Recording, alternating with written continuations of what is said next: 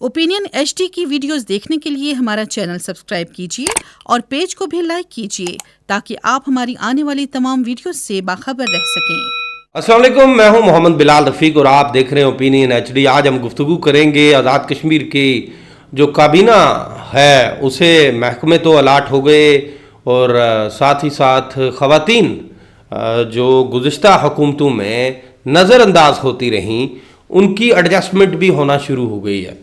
यानी दो एडवाइज़र्स हैं जो ख़वातीन उन्हें एडजस्ट कर दिया गया, उनका नोटिफिकेशन मंजर आम पे आ गया, जबकि तीसरी जो खातून रुकन असम्बली हैं साबिक़ वज़ीर-ए-आज़म आज़ाद कश्मीर सरदार तनवीर इलियास खान की चची, उनकी एडजस्टमेंट उनके बेटे की सूरत में हुई है। अहमद सगीर चुगताई को प्राइम मिनिस्टर ने एडवाइज़र लगा दिया है। सरदार तनवीर इलियास के जो अपने कैंप में मामला ठीक नहीं रहे, इस्तेकाम पाकिस्तान जो पार्टी है उसके सरबराह भी हैं, लेकिन उनके घर में से जो लोग हैं वो रूठ कर वज़ीर-ए-आज़म के कैंप में आ गए हैं। वज़ीर-ए-आज़म अच्छा सियासी जो प्ले है वो कर रहे हैं, लेकिन सवालात कुछ उठना शुरू हो गए हैं।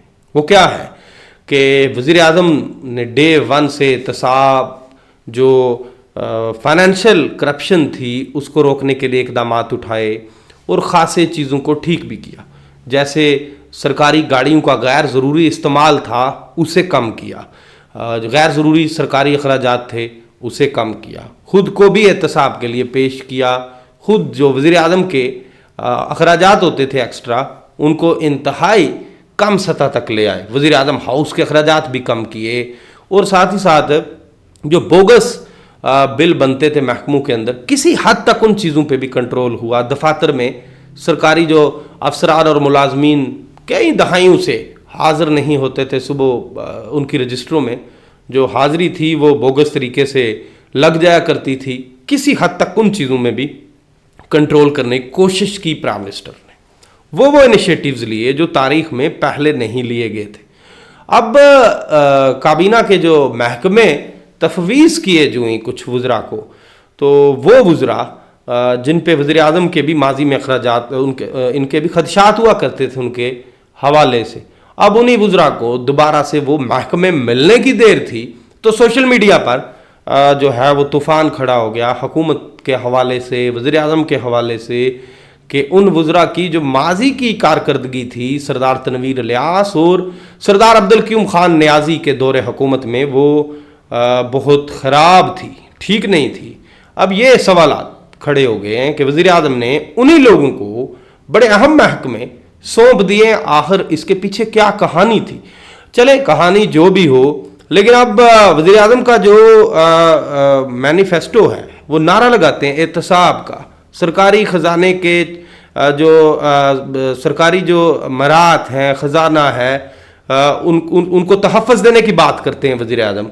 तो अब ये वज़ीर-ए-आज़म की ज़िम्मेदारी है कि वो इन वज़रा के ऊपर भी कड़ी निगरानी करेंगे, तो तभी जाके जो उनकी क्रेडिबिलिटी है वो कहीं मुतासर नहीं होगी कि ये वज़ीर कहीं दोबारा से जिनके ऊपर सोशल मीडिया पे ख़ासे सवालात उठने शुरू हो गए हैं, जिनमें वज़ीर-ए-आज़म आज खुद मैंने पहले कहा कि वो डिलीवर कर रहे हैं, वो ख़ासे हिस्टोरिकल स्टेप्स उठाए वज़ीर-ए-आज़म ने, लेकिन कुछ चंद वज़रा हैं जिनके ऊपर सवालात उठना शुरू हो गए हैं और उनकी कड़ी निगरानी वज़ीर-ए-आज़म को करवानी चाहिए। और निगरानी वज़ीर-ए-आज़म साहब जो हैं वो बहुत बेहतर करवा लेते हैं, बड़े तजुर्बाकार सियासतदान हैं, चीज़ों को इस वक्त तक मैनेज कर रहे हैं। आप देखें ना, सियासी खेल जो है उसमें उन्होंने कैसा पत्ता खेला कि सरदार तनवीर इलियास खान की चची जो है वो अपने जो खावंद के भतीजे को छोड़ के, उसकी जमात को छोड़ के, उनका बेटा है जो अहमद सगीर चुगताई, वो सरदार चौधरी इदमारुल हक साहब के कैंप में आके बैठ गया,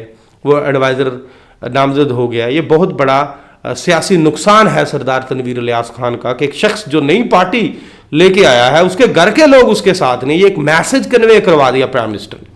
अब हम अगर सियासी एडजस्टमेंट्स की बात करें, चलें वज़रा कि ये भी बशोर होता था जी वज़रा महकमे नहीं दिए गए तो वज़रा काम नहीं कर पा रहे, अब महकमे मिल गए हैं, काम काज शुरू हो जाना चाहिए।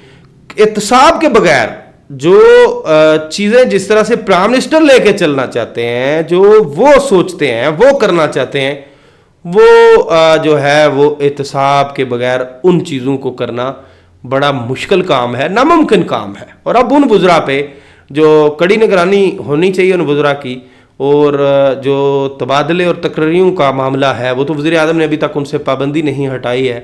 وزیر کرتے تو زیادہ یہی ہیں کہ کچھ وزراء ہیں جن پہ اعتراضات اٹھ رہے ہیں، انہوں نے ماضی میں بھی اگر کرپشن کی ہوئی ہے تو وہ اب ان پہ کڑی نگرانی ہونی چاہیے۔ کم از کم جو چودھری نوار الحق صاحب کا دور ہے اس میں جو کرپشن نہیں ہونی چاہیے، کیونکہ وزیر اعظم خود سادہ طبیعت کے ہیں، خود انہوں نے اپنے اخراجات منیمائز کر دیے، انتہائی لو کر دیے ہیں۔ وزارت عظمیٰ کے جو اخراجات ہوتے ہیں، وزیر اعظم سیکریٹریٹ کے، وزیر اعظم کے پروٹوکولز، کوئی فالتو کام وہ خود نہیں کرتے ہیں، تو کسی وزیر کو بھی نہیں کرنا چاہیے۔ یہ جو چینجز وہ لانا چاہ رہے تھے، جس کی بات چیت چل رہی تھی، وہ چینجز حقیقی معنوں میں نظر آنے چاہیے۔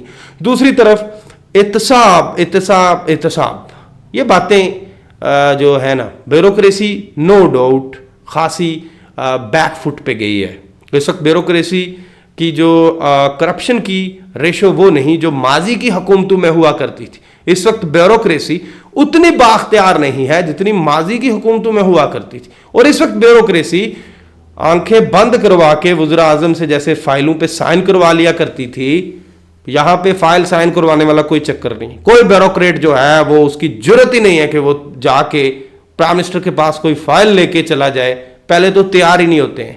اگر فائل چلی بھی جاتی ہے، ہاں وہ چھوٹے سے کام کی فائل ہوگی، وزیر اعظم اس کو تب تک اس کی اپروول نہیں دیتے جب تک وہ خود اس کے متعلقہ جو قواعد و ضوابط ہیں ان سے آگاہ نہیں ہو جاتے، جب تک وہ تسلی نہیں کر لیتے کہ کہیں جو کام مجھ سے کروایا جا رہا ہے یہ آئین قانون کے مطابق ہے، اس کے بعد ہی اس فائل کی منظوری ہوتی ہے۔ یہ فائلوں شیلوں والا چکر جو ہے وہ ختم ہو گیا، لیکن احتساب جو ہے وہ ہونا ضروری ہے، تبھی جا کے نظام چلے گا۔ چلے اب محکمے مل گئے ہیں وزراء، اس کے علاوہ ساری خواتین کے ایڈجسٹمنٹس کی بات چیت چل رہی ہے۔ میری اطلاع یہی ہے، وزارت اطلاعات بھی جو ہے وہ وزیر اعظم جو آزاد کشمیر کا جو گروپ ہے، میری گروپ سے مراد فارورڈ بلاک گروپ، منحرف اراکین اسمبلی پی ٹی آئی کے جو وزیر اعظم کے ساتھ آ کے کھڑے ہو گئے تھے، ان میں ایک بڑی سنجیدہ اور پڑھی لکھی خاتون ہیں جن نے شعبہ تعلیم میں بھی اپنی خدمات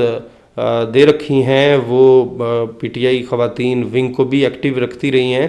وہ وزارت اطلاعات کے لیے جو کہ ان کا وہ اگر ان کو دی جاتی ہے، نام تو چل رہا ہے، تو وہ ڈلیور کر سکتی ہیں۔ تو اسی طرح یہ خواتین کے حوالے سے نا حکومتوں پہ سوالات اٹھتے تھے کہ خواتین کو اگنور کیا جاتا ہے، تو اس معاملے میں بھی اب وزیر اعظم سرخرو ہوتے ہوئے نظر آ رہے ہیں کہ ٹھیک ہے جی، خواتین وہ بھی اسمبلی میں بیٹھی ہوئی ہیں، انہیں بھی دے محکمے، انہیں بھی ادارے ان کے حوالے کریں، وہ بھی سرو کریں، اور جو سرو کر سکتی ہیں وہ کریں، جو نہیں کر سکتی تو پوزیشن واضح ہو جائے گی۔ لیکن اب یہ جو پہیا ہے نا حکومت کا، یہ چلنا چاہیے، لوگوں کو ڈلیور ہونی چاہیے چیزیں۔ تو بات چیت چل رہی ہے، سابق صدر و وزیر اعظم آزاد کشمیر سردار محمد یعقوب خان صاحب کی جو صاحبزادی ہیں انہیں بھی شاید حکومت میں ایڈجسٹ کیا جائے۔ اسی طرح جو ہے مسلم چودھری علی شان سونی ہیں جو وہ واحد ممبر اسمبلی ہیں اس وقت، جو سردار تنویر الیاس خان کے ساتھ ڈٹ کے کھڑے ہوئے ہیں۔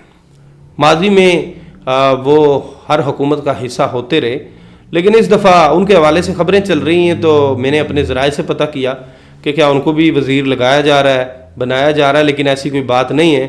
چودھری علی شان سونی ہیں جو وہ اس وقت تک ڈٹ کے کھڑے ہیں سردار تنویر الیاس خان کے ساتھ، وہ کسی بھی قسم کی وزارت نہیں لینا چاہ رہے، نہ ہی وہ امیدوار ہیں، نہ ہی ایسی کوئی بات حکومت کی طرف سے اس وقت تک سامنے آئی ہے۔ یہ سوشل میڈیا پہ جو خبریں چل رہی تھیں کہ چودھری علی شان سونی بھی وزارت ان کو بھی ملے گی، وہ بھی حصہ ہوں گے، لیکن ایسی کوئی بات نہیں ہے۔ فی الحال وہ سردار تنویر الیاس خان کے ساتھ ڈٹ کے کھڑے ہیں، وہ کہیں بھی نہیں جانا چاہتے ہیں، وہ کہتے ہیں وزارتیں دیکھ لی ہیں، اب میں کھڑا ہوں سردار تنویر الیاس خان کے ساتھ اور میں یہیں کھڑا رہوں گا، میں سیاسی جو قبلہ ہے اس کو تبدیل نہیں کروں گا۔ تو اب آگے بڑھتے ہیں۔ مسلم لیگ نون کے جو ذرائع ہیں وہ یہ جو محکمے اس وقت الاٹ ہو گئے وزراء کو، تو اس پہ وہ خوش بھی ہیں ناخوش بھی ہیں۔ جو مسلم لیگ نون کی اعلیٰ قیادت ہے، میاں نواز شریف کے ساتھ لاہور میں آئندہ چند دنوں میں مسلم لیگ نون آزاد کشمیر کی قیادت ملاقات کرنا چاہتی ہے۔ کوئی ایک میٹنگ ہے، اس کے بعد ملاقات کے لیے وقت مانگا جائے گا. جو ہی وقت ملے گا تو اس میں جو اپنے تحفظات ہیں جو پہلے بھی مسلم لیگ نون کی جو آزاد کشمیر نے بھجوا رکھے ہیں میاں محمد نواز شریف کو، تو وہ تحفظات ان کے سامنے رکھے جائیں گے. لیکن جو میری اسیسمنٹ ہے، مسلم لیگ نون بھی خاموشی سے چلتی رہے گی شاید جب تک پاکستان کے جنرل الیکشنز تک مسلم لیگ نون آزاد کشمیر کی حکومت کا حصہ رہے گی، اور اس سے پہلے یہ جو شکوے شکایتیں چلتے رہیں گے. لیکن جو جنرل الیکشن ہوں گے پاکستان کے، تب تک کوئی چھیڑ چھاڑ نہیں ہوگی کسی چیز کی، یہ اسی طرح چلے گا. تو جنرل الیکشنز کے بعد کی سچویشن بعد میں دیکھی جائے گی. ساتھ یہ بھی بات چل رہی ہے، میاں نواز شریف جو پاکستان میں آئے ہیں وہ وزیر اعظم بننے کے لیے آئے ہیں نا. تو اگر مسلم لیگ نون کی پاکستان میں حکومت بن جاتی ہے تو ماضی کی پریکٹسز اور تجربات یہی بتاتے ہیں کہ جو پارٹی وفاق کے اندر مضبوط ہوئی یا اقتدار میں آئی تو آٹومیٹکلی جو اس کی آزاد کشمیر کی برانچ ہوتی ہے نا، لوگ اس کی طرف لپکنا شروع ہو جاتے ہیں. اب بھی مسلم لیگ نون کا جو ہی لوگوں کو نظر آ رہا ہے کہ ماحول بننا شروع ہو گیا، تو آزاد کشمیر میں بھی جو ناراض لوگ تھے، پارٹی چھوڑ کے گئے ہوئے تھے، وہ بھی واپس آنا شروع ہو گئے. یعنی ان کے جو قدم ہیں وہ اس طرف چلنا شروع ہو گئے ہیں جہاں مسلم لیگ نون کی قیادت ہے، جہاں پہ وہ راستے ہیں جہاں پہ وہ دوبارہ سے جہاں سے مسلم لیگ نون کے اندر داخل ہو سکیں گے. تو مسلم لیگ نون اگر وہاں پہ حکومت آتی ہے تو آزاد کشمیر کے اندر مسلم لیگ نون جو ہے وہ مضبوط سیاسی جماعت بنتی ہوئی نظر آئے گی. لیکن پیپلز پارٹی کا ابھی تک کوئی موقف سامنے نہیں آیا ہے کہ یہ جو وزارتیں ملی ہیں وہ اس پہ خوش ہیں یا ناخوش ہیں. میں نے نون لیگ کی جو میرے پاس اطلاع تھی وہ آپ کو بتا دی ہے. تو احتساب بڑا ضروری ہے. اب وزیر اعظم صاحب کو چاہیے کہ احتساب جو کہتے تھے نا کہ وہ بڑا تبدیل کر دیں گے نظام کو، لوگ یاد رکھیں گے، کچھ چیزیں انہوں نے کر دی ہیں، لیکن جو اہم بات ہے وہ ہے احتساب اور کسی بھی قسم کے دباؤ میں نہ آنا. وزیر اعظم کی جو شخصیت کو جتنا میں جانتا ہوں نا، وہ کسی دباؤ میں نہیں آتے ہیں. جو چیز طے کر لیتے ہیں، اپنا ٹارگٹ سیٹ کرتے ہیں اور اسی ٹارگٹ پہ وہ کام کرتے ہیں. لیکن اب وزراء بنانے کے بعد محکموں کے اندر اگر اسی طرح کی اکھاڑ بچھاڑ شروع ہو جائے گی، لوٹ مار شروع ہو جائے گی جو ماضی میں ہوتی رہی، تو چودھری انوار الحق صاحب کی کارکردگی پہ سوالات اٹھنا شروع ہو جائیں گے جو نہیں اٹھنے چاہیے. اسی کے ساتھ مجھے نئے بلاگ تک دی اجازت. اللہ حافظ. You are watching Opinion HD.